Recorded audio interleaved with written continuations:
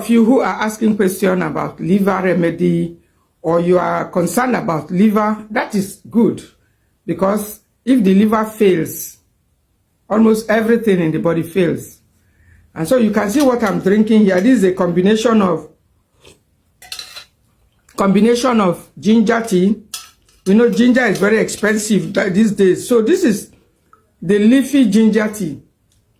Of course, we still have ginger around, but it seems to be not to be a bit scarce now. And so it's only on that condition that I occasionally use leafy teas. Or otherwise, the best choice and first choice is the fresh ginger root. Fresh ginger is the best, and whenever it's not available, I always have this one in stock in case I'm short of it or it dries out. Sometimes you may have it in large quantity, in large amount, it just dries off since the sun is high this time around. And so I have it, and I have turmeric. These are super, you can see it. I just crushed the fresh turmeric and added it into this water. And what else? I added sorghum tea. Sorghum is a red tea. We need red teas for our heart. Not only wine. If you don't take wine, there are other red teas like pomegranate tea. The other teas like this sorghum tea is good for your heart. Hibiscus flower tea is good for your heart. But particularly this particular tea, the combination of the teas here will support liver health. The ginger supports liver health. The turmeric is a great liver support. And so if you are wondering or you are still thinking of other food, there are several other foods that help support your liver, as I mentioned in the earlier video, of the worst and the best foods for your liver. This one occasionally include bitter foods. Now, sometimes the liver is hot. I mean, talking in terms of being heated, something that needs a cooling off. During those times, it needs bitter foods. But unfortunately, a lot of us don't even remember to include bitters. If you are doing this, these are part of my secrets. So if occasionally you prepare a bitter tea like neem tea, which we call dogoyaro here, or you make your bitter leaf, whether it's raw, in moderation I say, and then take it. You can also boil the papaya leaves occasionally. As long as it's bitter, it makes the liver better. It makes the liver cooler. So when there is tension, at times it undergoes some form of tension. I do feel it, but I don't know how other people, experience that, but I don't know why I do. So when it's experiencing some form of heating up and it needs a cooling down, make a bitter tea and drink. You may not like the taste, yes, but any of the bitter teas. And another point, please, is that remember that all the bitters and all these teas, each one is different. Even dandelion, I have dandelion around. Occasionally, I do take it. It's bitter, slightly bitter, but not very bitter. Even when you are taking the bitter food, the bitter herb, take it cautiously. They can damage the liver. You know, why I am making this video particularly is because of the request for liver remedy. A lot of people have had their liver damaged because of too many combinations, concoctions, remedies. The liver does not need too much harshness. Too much harshness without protein. That's what I noticed. But why a lot of people suffer it is that they don't include such foods that support the liver. They could just be drinking these herbal remedies, whether it is a bitters. The bitters should be taken in moderation. You don't have to continue bitters or just get any combination of bitters from inexperienced people and then start drinking. If you take too much of it, the liver could be damaged. Yes, the liver could be damaged. Apart from those who are taking alcohol, alcoholic fatty liver, those who are smoking and other unhealthy lifestyles. This one, we all know that they contribute a lot in damaging liver and other organs, as a matter of fact. But if you want to support your liver, you need to start including occasional bitters. I thought to remind us, reduce too much of herbal concoctions. It's one of your liver's enemies, worst enemies too. Now, I needed to add this in this video because a lot of people have had their liver destroyed because they are drinking combinations, concoctions too much, and maybe there are no protein. Because of course, most of the food we have are carbohydrates. And you need some form of protein, like those from nuts, in moderation, to support your liver. If there is no protein, the liver could easily be damaged.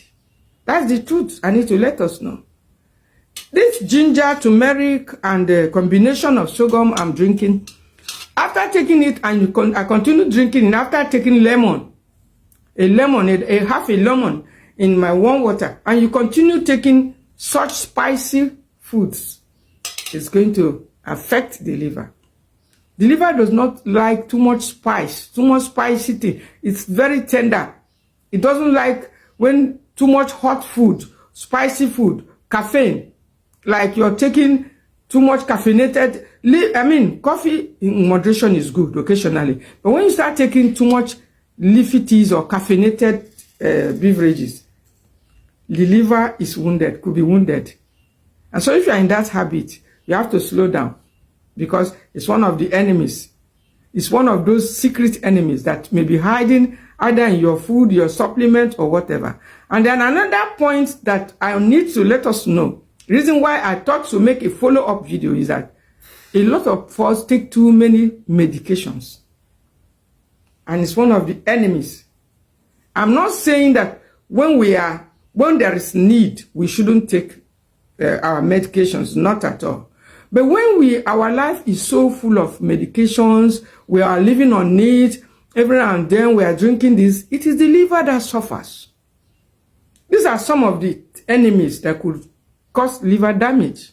It doesn't like too much of supplements, too much of medications. Some people have asked, are you not taking supplement? I don't. I was thinking before that it's not easy to survive. It's not possible to survive without supplementing. No. Supplement like calcium supplement, they're not good for your liver because they're easily toxic. Most of them are carbonated calcium. They are made of carbon. They are not water soluble. They can't just easily wash out of the body, like I said. And so taking too much of maybe iron supplements, multivitamins is also not good. They create inflammations.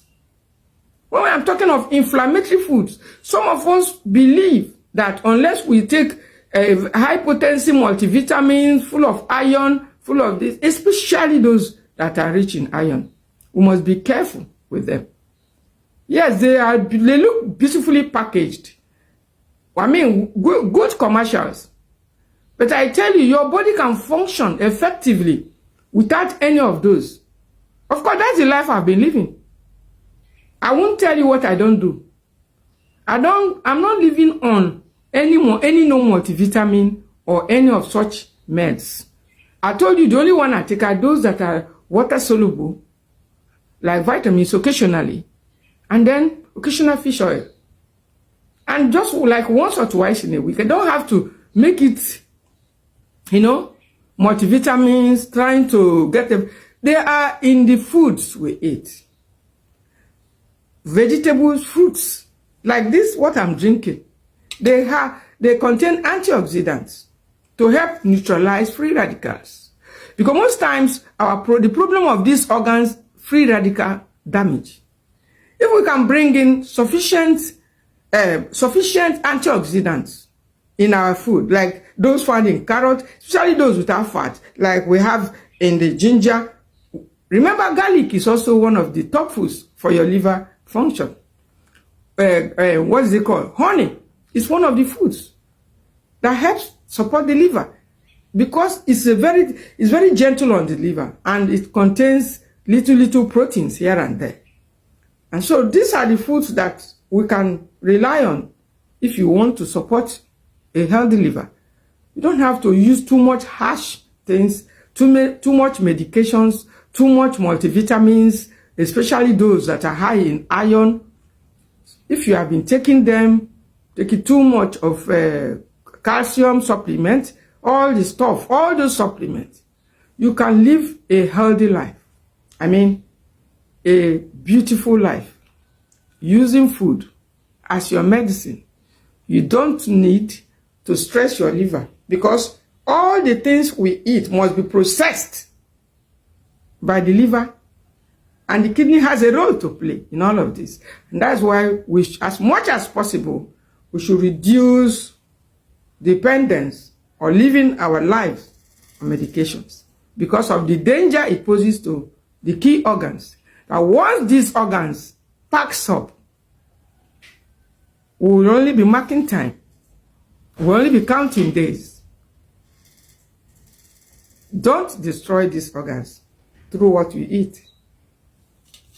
Even if the organ is already wounded, it can be healed. It can reverse. Click the follow button for more. And don't forget to share this message.